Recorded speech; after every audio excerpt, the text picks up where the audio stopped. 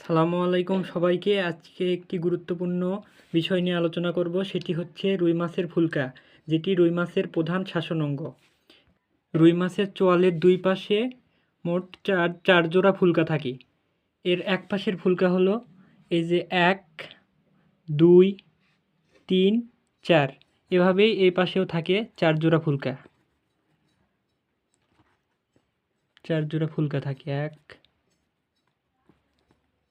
2, 3, এই যে এখানে মনে হয় দুইটা আছে, 4।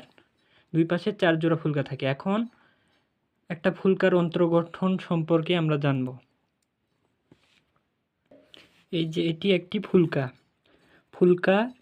ফুলকার যা ফুলকা সূত্রক, এগুলো ফুলকা সূত্রক। ফুলকা সূত্রক যার উপর থাকে তাকে রেকার বলা হয়, রেকার।